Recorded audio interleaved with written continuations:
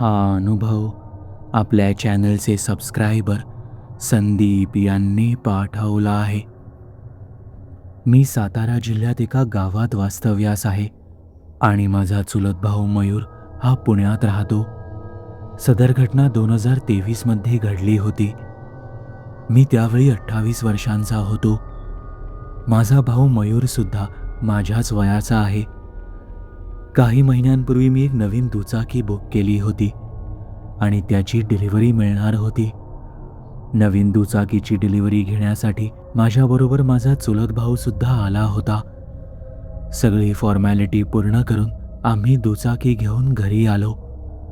घरी आल्यावर आपल्या पारंपरिक पद्धतीने दुचाकीची पूजा वगैरे केली आणि जवळपास राहणाऱ्या लोकांना पेढे सुद्धा वाटले. नंतर गणपतीच्या मंदिरात जाऊन गणरायाचे दर्शन घेतले आणि घरी परत आलो. हे सर्व करण्यात दुपार झाली आणि जेवणाची वेळ झाली. तसे आम्ही घरातले सर्व लोक जेवायला बसलो. आज घरात नवीन सदस्य आल्या कारणाने गोड जेवणाचा बेत होता. आम्ही आनंदाने जेवणावर ताव मारला. जेवण झाल्यानंतर थोडा आराम करावा असा विचार करत असतानाच माझी आई म्हणाली की मामाला नवीन आणलेली गाडी दाखवून ये आणि मामीकडून सुद्धा गाडीची पूजा करून घे. तसं तर तो माझा सख्खा मामा लागत नव्हता, पण काही नाती रक्ताच्या नात्यांपेक्षा सुद्धा घट्ट असतात आणि असेच काहीसे इथे सुद्धा होते. आपल्याला मामाकडे गाडी दाखवायला जायचं आहे असे मी मयूरला सांगितले. तसा तो सुद्धा तयार झाला. आम्ही साधारण दुपारी 2 वाजता घरातून निघालो.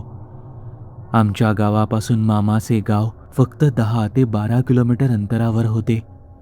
मी मस्त नवीन गाडी चालवण्याची मजा घेत होतो आणि मयूर माझ्या मागे बसला होता. काही वेळाने आम्ही मामाच्या घरी पोहोचलो, पण त्याच्या घराचे दार बंद होते. म्हणून आम्ही शेजारी विचारलं तर शेजारचे म्हणाले की मामा आणि मामी शेतात गेले आहेत. तसे त्यांना भेटण्यासाठी आम्ही शेतात जायला निघालो. मामाच्या घरापासून त्यांचे शेत 2 ते 3 किलोमीटरवर होतं. मी गाडीला चावी लावणारच होतो तेवढ्यात मयूर म्हणाला, थांब आता मी गाडी चालवतो. तसे मी त्याला गाडीची चावी दिली. आमच्या मामाच्या गावाला जायला 2 रस्ते आहेत. एक रस्ता म्हणजे सातारा वाई रोड. साताऱ्यावरून वाईला जाताना उजवीकडे एक वळण घेतलं की तो रस्ता मामाच्या गावात जातो. मध्ये मामाचे घर लागते आणि तो रस्ता तसाच पुढे जाऊन पुणे बँगलोर महामार्गाला जोडला जातो. आम्ही सातारा वाई रोडवरूनच आलो होतो. मामा मामी घरी नाहीत हे समजल्यावर आम्ही तसेच सरळ जाऊन त्यांना शेतातच भेटायचं ठरवलं आणि त्यांना भेटून नवीन गाडी दाखवून तसेच पुढे पुणे बँगलोर महामार्गावरून परत घरी जायचं ठरवलं, म्हणजे उलट यायला नको. त्यामुळे आम्ही पुढे निघालो. खरं तर मला लघुशंकेला जायचं होतं. मामाच्या घरापासून थोडे पुढे आल्यावर दूरवर आम्हाला मामाचं शेत दिसू लागलं. तसे मी मयूरला गाडी थांबवायला सांगितली. मयूर, एक काम कर, तू हो पुढे गाडी घेऊन, मी शेतातल्या रस्त्याने पोहोचतोच, मी मयूरला म्हणालो आणि बाजूला लघुशंकेला गेलो. माझ्या पाठीमागून मयूर जोरात गाडी घेऊन निघून गेला. इकडे मी लघुशंका उरकून शेतातल्या रस्त्याने पुढे जायला निघालो. तेव्हा मला वाटेत 2 मुली आपापसात बोलताना दिसल्या. किती जोरात गाडी चालवत होता तो. नवीन गाडी घेतली म्हणून इतकी काय हिरोगिरी करायची. मी त्यांच्या बोलण्याकडे दुर्लक्ष करून खाली मान घालून पुढे निघून गेलो. मी खाली बघत वाटेतील खाचखळगे चुकवत पुढे जात होतो. काही वेळाने रस्ता जरा बरा लागला. तसे मी समोर बघितले आणि समोरील दृश्य बघून क्षणभर मी हादरलोच. इतका वेळ जिथे दुरून मामाचे शेत दिसत होते तिथे दूरवर आता एक छोटी टेकडी दिसत होती आणि त्या टेकडीवर एक शाळेसारखी लहान इमारत दिसत होती. हे अचानक असे काय झाले? माझ्या मनात विचार चमकून गेला आणि मी जरा घाबरलोच. पण मी तसाच पुढे चालत राहिलो. थोडे पुढे गेल्यावर त्या शाळेच्या थोडे जवळ आल्यावर मला त्या शाळेची कमान दिसली आणि त्या शाळेच्या कमानीवर लिहिलं होतं, जिल्हा परिषद प्राथमिक शाळा काळद. ती कमानीवरील अक्षरे वाचून मी चक्रावलोच, कारण माझ्या मामाच्या गावाचे नाव काळद नव्हतेच. पुन्हा माझे लक्ष त्या शाळेकडे गेले. शाळेचा परिसर सुद्धा खूप विचित्र भासत होता. शाळा एका छोट्या टेकडीवर होती आणि शाळेत पोहोचण्यासाठी मुख्य रस्त्यावरून साधारण 50 पायऱ्या चढून जाव्या लागतील असे ते सगळे समोरचे दृश्य होते. मी आजूबाजूला नजर टाकली तसे मला त्या शाळेशेजारीच एक घर दिसलं आणि त्या घराच्या अंगणात एक बाई काहीतरी काम करताना दिसली. तसे माझ्या डोक्यात एक विचार आला की या बाईला विचारून पाहावे. तसे मी पुढे गेलो आणि त्या बाईकडे नजर टाकली. तेव्हा मला त्या बाईचा चेहरा खूप ओळखीचा वाटला. त्या बाई आमच्या ओळखीच्या होत्या. म्हणजे मयूर ज्या गावात राहायचा त्याच गावात त्याही राहायच्या आणि त्या नात्याने आम्हाला वहिनी लागायच्या. मयूर त्याच गावामध्ये राहणारा असल्याने त्यांचा आणि मयूरचा चांगला परिचय होता. पण त्या वहिनी इथे काय करत आहेत? माझ्या डोक्यात विचार चमकून गेला. मी पुढे आलो आणि त्यांना आवाज दिला, वहिनी. तो आवाज ऐकून त्यांनी माझ्याकडे बघितलं. त्या अर्थातच मला ओळखत होत्या. वहिनी, मी संदीप, ओळखलं का मला? त्यावर त्या म्हणाल्या, काय भाऊजी गंमत करताय, मी ओळखत नाही का तुम्हाला? त्यावर मी म्हणालो, अहो वहिनी, पण तुम्ही इकडे कुठे? आम्ही इकडे असेच फिरायला आलो आहोत. हे माझ्या भावाचे घर आहे. तुमचा भाऊ इकडे राहतो? हो, आम्ही कधी कधी इकडे येत असतो. बरं वहिनी, तुम्हाला इथे कुठे मयूर दिसला का? मयूर? इकडे? तो पण इकडे आलाय का? हो वहिनी, तो माझी नवीन बाईक घेऊन याच दिशेने पुढे आलेला, पण आता कुठे दिसत नाहीये तो. बराच वेळ झाला. नाही रे, इकडे तर नाही आला तो, वहिनी म्हणाल्या. पण हे सगळे संभाषण सुरू असताना मला एक गोष्ट खूप उशिरा कळली. त्यांचे बोलणे एका बाजूला सुरू होते आणि दुसरीकडे त्यांचे हातवारे. त्या खुणावून मला सांगत होत्या की इकडून निघून जा लवकर, पण मला समजत नव्हतं ते असे का सांगत आहेत. इतक्यात मला माझ्या मागून दुरून कसला तरी आवाज आला. तसे मी झटकन मागे वळून पाहिले तर मला दिसलं की मयूर त्या शाळेच्या पायऱ्या उतरून माझ्याकडेच येत होता. त्याला पाहून मला हायसं वाटलं. काही वेळातच तो माझ्या जवळ आला. अरे काय रे, कुठे होतास तू? आणि वरती त्या शाळेत कुठे गेला होतास? मी त्याला रागाने विचारलं, पण त्याच्याकडून कसलाच प्रतिसाद आला नाही. तो काहीही न बोलता फक्त माझ्याकडे बघत उभा राहिला. मला त्याचं असं वागणं विचित्रच वाटलं. मयूर, तुला असं वाटतंय का रे की आपण रस्ता चुकलो आहोत? खरं तर हे सर्व काय चालू आहे मला काहीच कळत नाहीये. आपण जेव्हा इथे बाईकवरून येत होतो तेव्हा इतका वेळ दूरवर मामाचे शेत इथे दिसत होते. आता अचानक इथे ही शाळा कुठून आली? बरं, असे सुद्धा नाही की शाळा नव्याने बांधली आहे. शाळेकडे बघून तर ती खूप जुनी वाटते. आणि शाळेच्या त्या कमानीवर बघ काय लिहिलंय, जिल्हा परिषद प्राथमिक शाळा काळद. हे काळद गाव इथे कुठून आलं?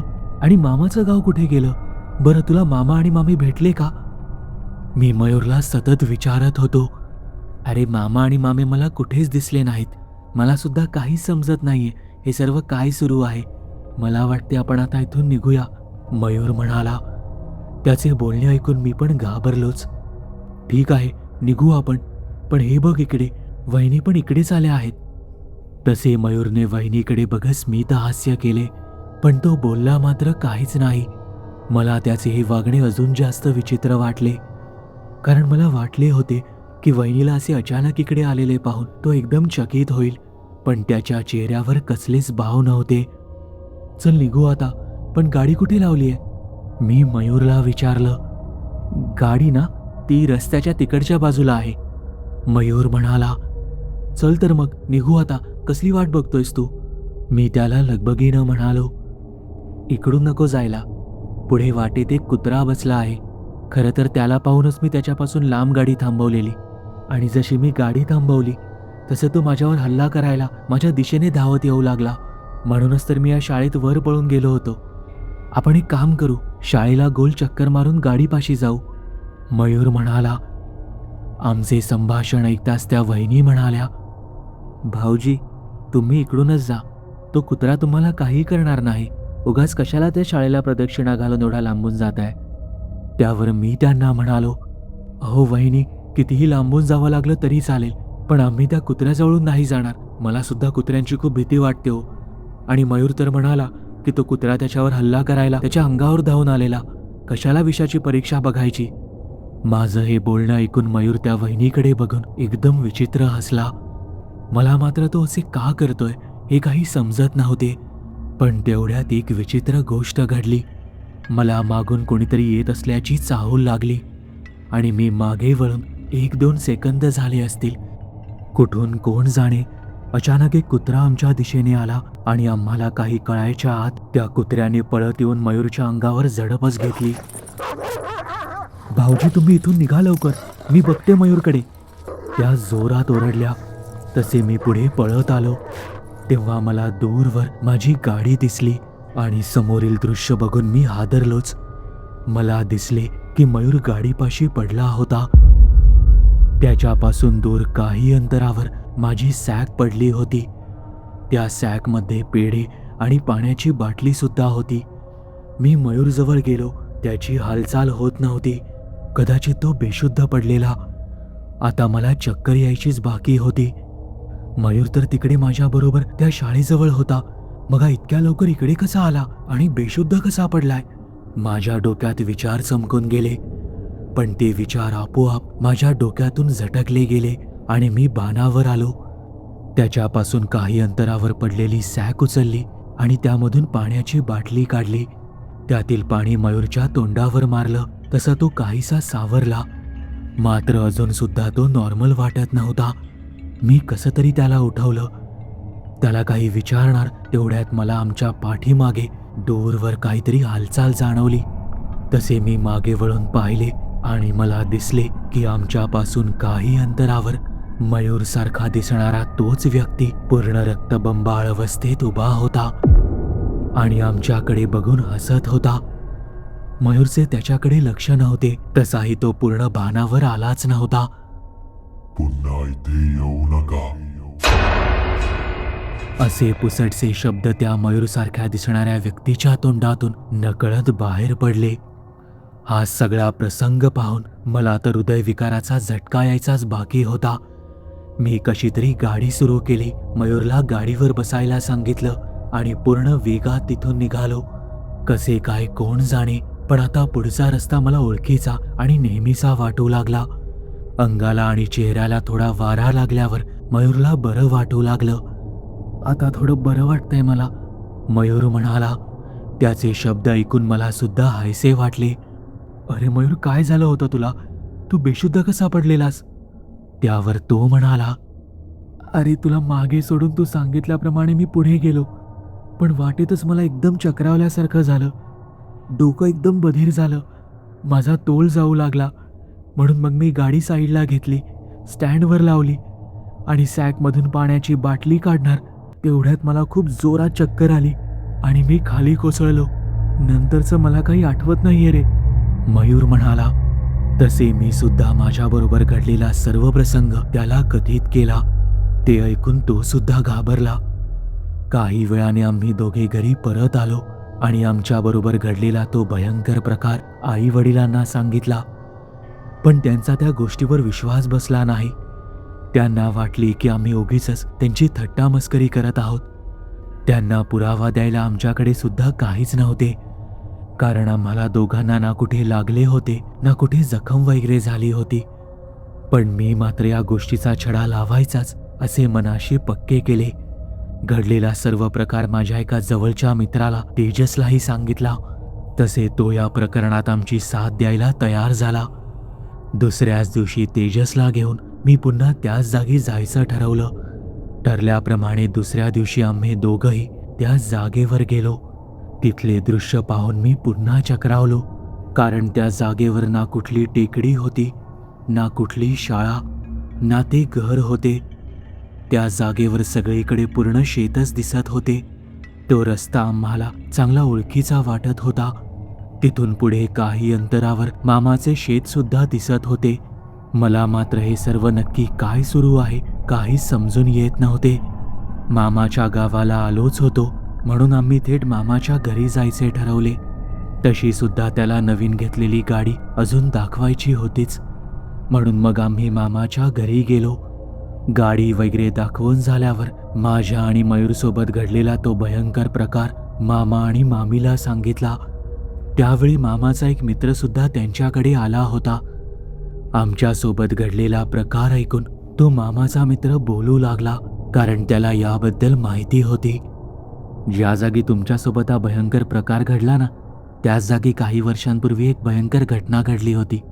एक युवक नुकतीच आपली घेतलेली नवीन दुचाकी घेऊन आपल्या घरी चाललेला, पण त्याला वाटेत चोराने घेरले. असे म्हणतात की त्या चोराने त्याचा खून केला आणि ते त्याची नवीन दुचाकी घेऊन पसार झाले. त्या दिवसापासून त्या रस्त्यावर नवीन गाडी घेऊन येणाऱ्या लोकांचे खूप अपघात झाले आहेत. त्यात खूप लोक मरण पावली आहेत. आपल्या गावातले पुजारी आहेत ना, त्यांना याबद्दल माहिती आहे. नवीन दुचाकी वापरण्याची त्या युवकाची इच्छा अपूर्णच राहिली असं म्हणतात, आणि ती अपूर्ण राहिलेली इच्छा त्याच्या आत्म्याला शांती मिळू देत नाहीये, म्हणून त्याचा आत्मा तिथेच भटकतोय. त्यामुळे चकवा लागतो लोकांना. त्याचा आत्मा मृत्यू पश्चात सुद्धा त्याच रस्त्यावर वावरतोय.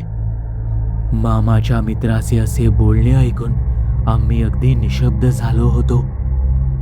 पण मग ती शाळा, ते घर आणि त्या वहिनी, ते सगळं काय असावं? ते मला सुद्धा सांगता नाही येणार की ते नक्की काय होतं. पण याचं उत्तर तुम्हाला एका व्यक्तीकडून मिळेल. आमच्या गावातील गणपतीच्या मंदिरातील पुजारी, ते नक्की तुला सांगू शकते. मामाचा तो मित्र म्हणाला. आम्ही तसेही घरी जाण्याच्या आधी गणपतीच्या मंदिरात जाऊन दर्शन घेणारच होतो. मामा म्हणाला की आपण सर्वजण तिथे जाऊया आणि गुरुजींना भेटूया. तिथे जर ते गुरुजी भेटले तर आपल्याला सगळ्या प्रश्नांची उत्तरं मिळतील. आम्ही सर्वजण म्हणजे मामा, मामी, मामाचा मित्र तसेच तेजस सगळे मंदिरात जायला निघालो. काही वेळातच आम्ही त्या मंदिरात पोहोचलो. मंदिर खूप भव्य होतं. दगडी गणपतीची मूर्ती पाहून मन अगदी प्रसन्न झालं. तेवढ्या समोरून गुरुजी येताना दिसले. मामाने माझी ओळख करून दिली. आम्ही देवासमोरच बसलो आणि मी त्यांना सगळी गोष्ट कथन करायला सुरुवात केली. सगळे काही सांगून झाल्यावर ते काही वेळ ध्यान लावून बसले.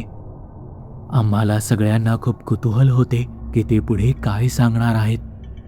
साधारण 10-15 मिनिटांनंतर त्यांनी डोळे उघडले आणि ते पुढे बोलू लागले. तर संदीप, हा विषय गंभीर आहे. आपल्या आजूबाजूची परिस्थिती बदलणं, ज्या गोष्टी अस्तित्वात नाहीत त्या दिसणं, हा चकव्याचा अत्यंत भयानक प्रकार आहे. तुम्ही एका चकव्यात अडकला होतात. पण पुढे काही सांगण्याआधी मला तुला एक प्रश्न विचारायचा आहे. तू जी आता गळ्यात चेन घातली आहेस, ती कालही घातली होतीस का? तसे माझे लक्ष अचानक माझ्या गळ्यातल्या चेनकडे गेलं. माझ्या गळ्यात एक चांदीची चेन होती, जी मला माझ्या प्रेयसीने माझ्या वाढदिवसानिमित्त भेट दिली होती. मी त्यांना म्हणालो, हो गुरुजी, ही चेन मी काल घातली होती. त्या चेनमध्ये खरं तर एक चांदीचा गणपती होता. संदीप, मला अंदाज आलाच होता, म्हणून तर मी तुला हा प्रश्न विचारला. तुम्ही चकव्यात अडकला होतात खरे, पण साक्षात गणरायाने येऊन तुमची मदत केली. गुरुजींचे हे शब्द ऐकताच तिथे बसलेल्या आम्हा सगळ्यांचेच डोळे चमकले. तसे गुरुजी पुढे बोलू लागले. तुझ्या म्हणण्याप्रमाणे त्या शाळेच्या आसपास एक घर होतं आणि त्या घराच्या जवळच एक बाई काम करत होत्या. आणि तू सांगितल्याप्रमाणे त्या बाई या मयूरच्या घराशेजारी राहणाऱ्या वहिनी होत्या. त्या तुला तिथून त्वरित निघून जायला सांगत होत्या. तो भयंकर प्रेतात्मा जो मयूरच्या रूपात तुला दिसत होता, तुला शाळेच्या मागून जाऊ असं सांगत होता, कारण तुला बोलवून शाळेच्या मागे नेऊन तुझ्या गळ्यातील चेन त्याला काढून टाकायला लावायची होती आणि त्यानंतर तुला संपवायचं होतं. त्यामुळेच रस्त्यावर एक श्वान बसला आहे असं त्याने तुला भासवलं. खरं तर त्याने तुला खोटं सांगितलं की त्या श्वानाने त्याच्यावर हल्ला केला होता. हे सर्व ऐकून तुला सुद्धा त्या श्वानाची भीती वाटावी. पण त्या वहिनी तुला सांगत होत्या की तो श्वान काही करणार नाही, पण तू त्याच्या बोलण्याकडे दुर्लक्ष केलंस आणि श्वानाच्या भीतीपोटी तू सुद्धा त्या मयूरच्या रूपात असलेल्या प्रेतात्म्यासोबत शाळेच्या मागून जायला तयार झालास. हे पाहून त्या वहिनीच्या रूपात असलेल्या गणरायाच्या त्या स्त्री रूपाने म्हणजे विनायकी रूपाने त्याच्या सेवकाला आज्ञा दिली आणि त्या श्वानरूपी सेवकाने त्या प्रेतात्म्यावर हल्ला चढवला आणि तुझी त्या प्रेतात्म्याच्या जाळ्यात अडकण्यापासून सुटका झाली. तू ज्या श्वानाला घाबरत होतास तो श्वान म्हणजे त्या गणरायाचा सेवकच होता. गणरायावर असलेल्या तुझ्या भक्तीमुळेच आज खुद्द गणराय तुझ्या मदतीला धावून आले आणि त्यांनी तुझी या संकटातून सुटका केली. म्हणूनच तर गणरायाला विघ्नहर्ता म्हणतात. त्या वहिनीच्या रूपात साक्षात विघ्नहर्त्या गणरायानेच तुला दर्शन दिलं आणि तुझी त्या संकटातून सुटका केली. आणि हे खरे आहे, परमेश्वर कधीच आपल्या लाडक्या भक्तांना संकटात एकटे सोडत नाही. तो कायम आपल्या भक्तांच्या मदतीला धावून येतो. आपल्या भक्तांचा आपल्यावर असलेला दृढ विश्वास तो कधीच ढासळू देत नाही. परमेश्वरा, तुझी लीला अगाध आहे. इतकं बोलून गुरुजी बोलायचे थांबले. त्यांचे बोलणे ऐकून आम्ही सर्वजण अगदी भारावून गेलो होतो. कोणी काहीच बोलत नव्हतं. त्या मंदिरात एकदम शांतता पसरलेली. चला, मंदिरातील आरतीची वेळ झाली, गुरुजी एकदम म्हणाले. थांबा गुरुजी, आम्ही सगळेच आरतीला येतो, मामा म्हणाला. तसे आम्ही सर्वजण गुरुजींबरोबर गावातील गणपतीच्या मंदिरात आरती सुरू केली. आरती झाली. आम्ही सर्वांनी गणपतीचे मनोभावे दर्शन घेतले.